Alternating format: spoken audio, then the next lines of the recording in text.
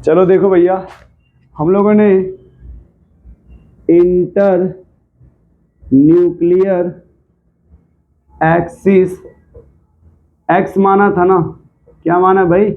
X. ठीक है, inter nuclear axis क्या माना भाई? एक्स।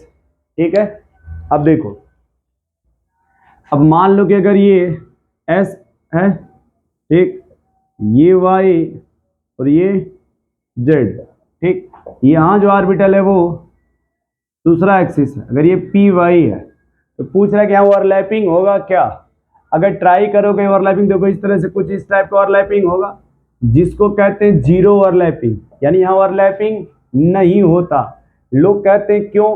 क्योंकि देखो ये एक्स एक्सिस है ना, तो जो ये एक्स वाला जब एक्स यहाँ मिलने के लिए आएगा तो ये जो एरिया होता है इसको नोड बोला जाता है। इस एरिया को नोड बोला जाता है। नोड का मतलब होता है जहाँ पर इलेक्ट्रॉन पाए जाने की प्रोबेबिलिटी जीरो होती है। जहाँ पर इलेक्ट्रॉन के पाए जाने की प्रोबेबिलिटी जीरो होती है। अगर आपने जबरदस्ती ला भी दिया, इसको ला के चिपका दिया यहाँ से, तो यहाँ कोई इलेक्ट्रॉन है ही नहीं। ऐसे सोचो कि आप जो है किसी मेहमान के घर जा रहे हो, लेकिन वहाँ कोई आपको पूछने वाला ही नहीं है। क्यों? क्योंकि वहाँ पे इलेक्ट्रॉन है नहीं। जब यहाँ कोई रहता ही नहीं है तो आपको कोई पूछने वाला नहीं है। जब कोई पूछेगा नहीं तो आपको कोई रिस्पेक्ट नहीं हुआ। तो पूछा जाएगा कि वहाँ कोई मिला था, तो आप कहोगे नहीं। तो कोई पूछेगा कि जब ये गया था तो ओवरलैपिंग हुआ था, कहेंगे नहीं, ओवरलैपिंग नहीं हुआ था। उसी को कहते हैं जीरो ओवरलैपिंग। कोई कहेगा सर यहाँ बताओ क्या हो रहा है, कहेंगे जीरो ओवरलैपिंग है। क्यों जीरो है भैया? अरे यहाँ कोई है ही नहीं इलेक्ट्रॉन से मिलने के लिए। ये यस तो आ रहा था, इसमें इलेक्ट्रॉन था, लेकिन पी जहां से मिल रहे हो, जिस एक्सिस से जो इधर जाके मिल रहे हो यहाँ पे, तब इलेक्ट्रॉन नहीं है। इलेक्ट्रॉन कहीं गया था घूमने के लिए, इलेक्ट्रॉन यहाँ पे है, इलेक्ट्रॉन यहाँ है, बट यहाँ पर इलेक्ट्रॉन नहीं है, इसलिए ओवरलैपिंग नहीं होगा। दूसरा कंडीशन, मान लो पी एक्स एक्सिस है और ये पी वाई एक्सिस है, तो क्या यहां पे ओवरलैपिंग होगा? बोलो भाई, बताओ यहां पे ओवरलैपिंग होगा? फिर देखो वही बात कहा जाएगा कि इलेक्ट्रॉन इसमें यहां है, इसमें इलेक्ट्रॉन यहां है और ये इलेक्ट्रॉन यहां है। और जो पी होता है, देखो कहा जाता है कि ये स्फेरिकल होता है, एस वाला स्फेरिकल होता है और ये नॉन डायरेक्शनल होता है। जब पी वाला डंबल होता है, ये जो पी है ना, ये डंबल होता है। डंबल का मतलब होता है ये डायरेक्शनल होता है। डायरेक्शनल का मतलब होता है कि यहाँ पे इलेक्ट्रॉन डेंसिटी मिलती है, इलेक्ट्रॉन डेंसिटी मिलेगी, लेकिन डायरेक्शन मिलेगी एक्सिस पर मिलेगी। कहाँ मिलेगी? पी ऑर्बिटल एक्सिस पे। ठीक है, तो कहा जाएगा अगर सही समय से आप आओगे तो चाय पानी मिलेगा, समय से नहीं आओगे तो चाय पानी नहीं मिलता। अब देखो ये जो ऑर्बिटल जब इधर इससे मिलने आएगा तो देखो मिलेगा कैसे, पहले वो देखो, कुछ इस तरह से मुलाकात होगी। तो ये मिलने यहाँ गया है, लेकिन यहाँ पे जो ये जो पी है, यहाँ कोई इलेक्ट्रॉन ही नहीं, यहाँ पे यहाँ कोई इलेक्ट्रॉन नहीं है, तो नोड एरिया है ना। अरे यहाँ कोई है ही नहीं। जब यहाँ कोई है ही नहीं, ये आगे यहाँ चिल्लाएगा, बट यहाँ कोई पूछने वाला नहीं है, इसलिए यहाँ कोई भी ओवरलैपिंग नहीं होगा। कहा जाएगा, लोग पूछेंगे क्यों नहीं हुआ, तो कहा जाएगा कि इलेक्ट्रॉन यहाँ पे है, यहाँ है, बट यहाँ पे इलेक्ट्रॉन नहीं है। ठीक है, फिर कहेगा अगर सर बताओ, अगर हमने ये पी एक्स ले लिया और ये पी, अगर ये वाई था तो जेड को ले लो, चलो जेड को भी लेके आओ, फिर वही बात कही जाएगी, यहां भी कोई ओवरलैपिंग नहीं होगा। क्यों भैया?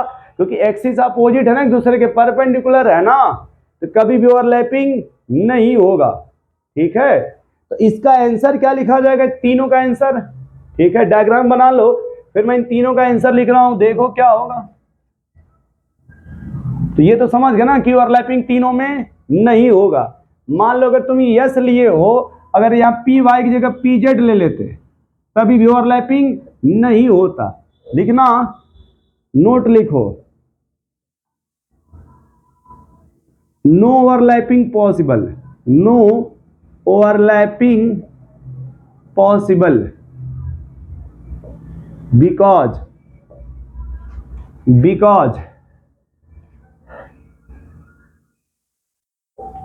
because orientation of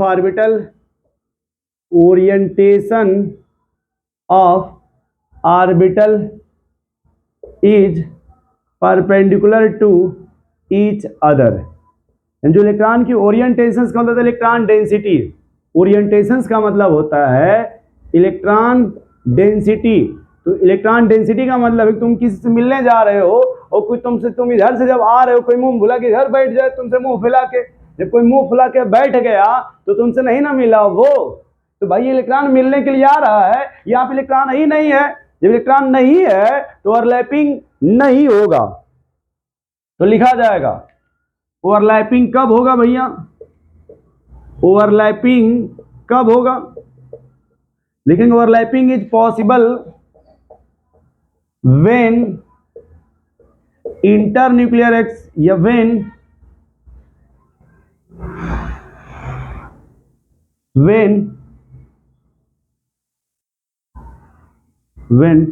internuclear axis,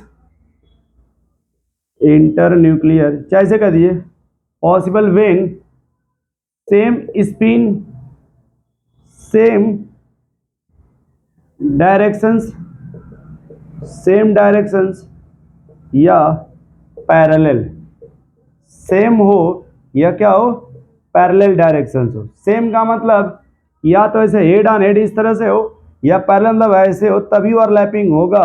अगर कोई और कंडीशंस है तो ओवरलैपिंग नहीं होगा। थोड़ा फटाफट नोट करो भाई कब ओवरलैपिंग होगा और कब ओवरलैपिंग नहीं होगा। ठीक है, ठीक है, लिख लेना ओवरलैपिंग इज पॉसिबल व्हेन, यहां से लिख लो अच्छे से, when internuclear axis is same या पैरेलल होना चाहिए। ठीक है, सेम का मतलब कि दोनों एक्सिस या तो सेम हो इस तरह से या इस तरह से होना चाहिए एक्सिस के। अगर ऐसे पैरेलल है तब ओवरलैपिंग होगा, नहीं तो ओवरलैपिंग नहीं होगा। एक और लिखना इसी में, एक और ओवरलैपिंग हमको यहाँ थोड़ा सीखना है कि मान लो अगर कोई डी ऑर्बिटल है और ये एक्स एक्सिस है, ये वाई एक्सिस है, ठीक है, और इससे मिलने के लिए यस आ रहा है, इसको मिलाना है एस को, एक्स ये वाई और ये जेड। तो इसको देखो समझना कैसे है कि ओवरलैपिंग पहले कैसे होगा वो समझ लो। सीधे यहाँ गोला बना दो, बात वही हो जाती है। ठीक है, यस वाले में सीधे से गोला बना के काट पीट कर दो। देखो समझना कैसे है कि मान लो ये एक्स एक्सिस हो गया, ये वाई एक्सिस हो गया, तो जो भी जेड एक्सिस होगा वो इसके परपेंडिकुलर होगा, तुम्हारे तरफ होगा परपेंडिकुलर। तो यहाँ पे ये कहा जा रहा है कि अगर मान लो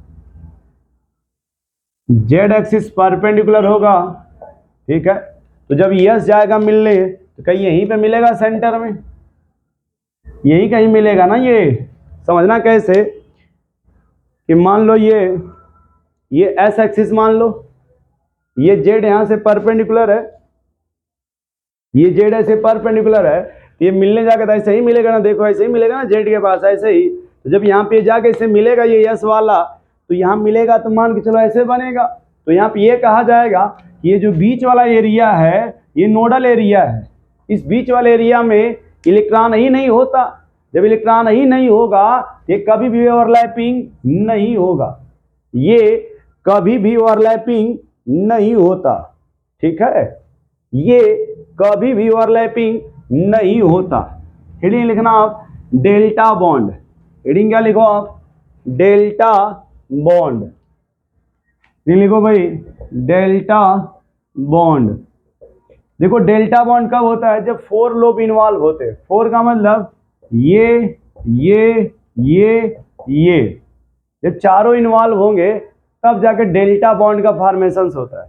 ठीक है, लेकिन when all 4 d lobes, when all 4 d lobes involve in or involve in bonding, involve in bonding, ठीक है, then bond is formed, then bond form named as delta bond, delta bond if internuclear axis is Z। अब देखो ये Z करने का क्या मतलब है कि जैसे मान लो ये है ना, तो मान लो कि ये ऐसे एक गुब्बारा, ये ऐसे इस तरह से बैलून, ये ऐसे और ये ऐसे है ना, तो जैसे ये वैसे इसके सामने से फिर वैसे ही लाया जा रहा है। जैसे मेरे पास कुछ सिस्टम तो नहीं मैं दिखा सकता है ना, या मान के चलो ये जो बॉक्स था ना, ये समझ लो ऐसे इसका जेड ऐसे परपेंडिकुलर होगा, तो इसी के सामने वाला भी ऐसे ही ला के जब मिलाया जाएगा, ये चार लोब ये और चार जो सामने से ऐसे आके जब इससे मिलेगा तो इसी को बोलते हैं डेल्टा बॉन्ड। और जब डेल्टा बॉन्ड ये बनेगा तो चार लोब इन्वॉल्व होते हैं ना, चार लोब इन्वॉल्व होंगे, ठीक है, तभी जाकर डेल्टा बॉन्ड बनेगा। और उसको अगर यहाँ बनाना चाहे देखो तो कैसे बनेगा डेल्टा बॉन्ड, ये कहा जाएगा कि अगर ये है x और y, जब डेल्टा बॉन्ड बनेगा यहाँ पे तो सेम अगर स्पिन होगा तो ऐसे दिखाया जाएगा,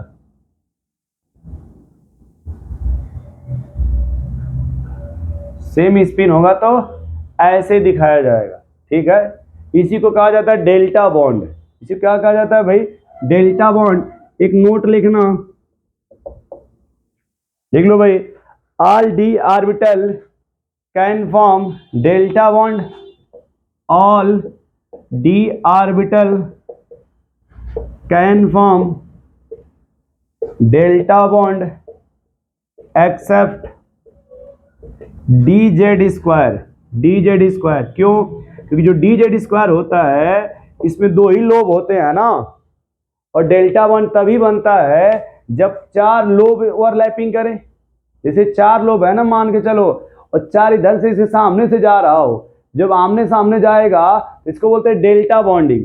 जैसे मान के चलो कि फैन की जो पंखी होती है, कूलर की पंखी, मतलब एक पंखी इधर, दूसरी इधर, तीसरी चौथी इधर है, और सामने से पंखी लेके आ रहे हो, तो दोनों पंखी आमने सामने है, तो यहाँ जो ओवरलैपिंग होगा उसी को बोलते हैं डेल्टा बॉन्ड। उसी क्या बोलते हैं भाई, डेल्टा बॉन्ड। थोड़ा नोट करो तो